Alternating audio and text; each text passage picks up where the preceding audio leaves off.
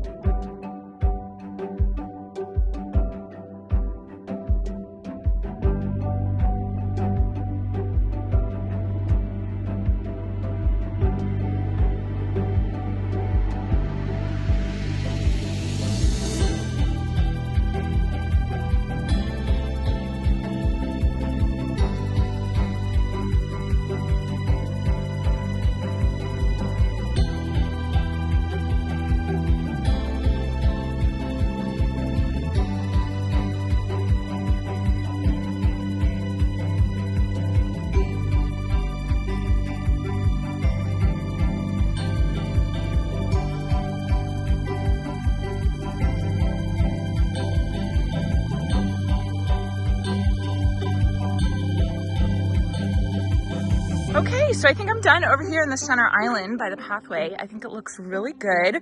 Just kind of cleaned everything up, cut some of the super petunias back, cut some of the Shasta daisies back. That looks really nice and neat and clean. There was a couple of the super petunias that look completely dead, so I pulled them over there. But a lot of them, they still have really good foliage and even a little bit of color on them. So I figure I might as well just leave them and enjoy the color and the greenery while I still have it, right? I mean, I can always come back later this winter and pull them if they completely die back. So anyway, I think it looks really good. Just kind of cut everything back, trimmed it along the edging. Over here in the Super Bean Raspberry, I am having such a trouble with nutsedge, this weed right here. And I've talked about this before. This is not a weed that you want to come in and you want to pull, because if you do that, you leave the little nut or rhizome in the ground and it will sprout even more. So I have to actually go in there and dig each piece out. It's such a pain. I don't even want to deal with it today. I was looking at it and I'm like, I don't want to bother with that today. Today's not a nutsedge pulling type of day. So anyway, but the rest of it is looking really good, nice and clean and ready for the winter season. And I will keep you all updated on how it looks as the winter goes on. So I think I'll move over here by the gazebo right now. Like I said, I have some of these incredible sunflowers I need to pull. Look at my echium. Isn't that beautiful? What a gorgeous plant. Oh my goodness. But I have, gosh, there's a lot of weeds in here. I got to pull some of the weeds. The euphorbia is still looking good, so I will leave that there. But a lot of this Super Petunia Bordeaux is done, so I'm going to pull that out. Oh my goodness, my Super Beana has completely covered my ginkgo. Wow. Okay, I'll have to kind of clean that up a little bit. But I do want to kind of clean a lot of this out because I am going to be planting 500 red tulips around the gazebo, which I think is going to be so pretty. So I have to be able to get to the ground to plant them, which means I need to clean some of this stuff up.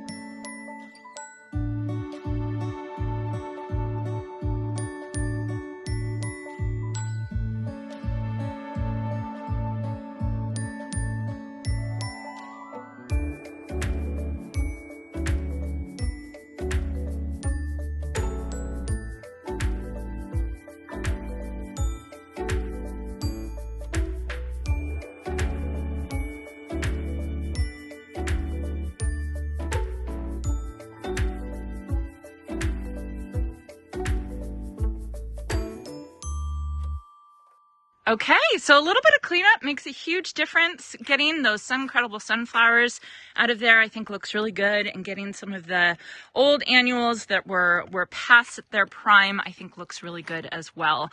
And I did want to work on the rocks, kind of spread them out a little bit, get them placed and rinse them off, but I really don't want to deal with water right now. You know, dealing with water is just a little too cold for that. Doesn't sound like much fun. But you can see how dusty and brown these rocks are, and then compare that to these over here that have been cleaned off, and they look a lot better. So once I get them all cleaned off and placed properly, I think that they're going to look great. Now, as you can see, I have taken my jacket off when I was working. I think moving around and being in the sunlight made it warm enough, but I did just check my weather app, and it's 57 degrees right now, and it's supposed to be over 50 until after sunset. So I think I'm going to try and get some painting done right now.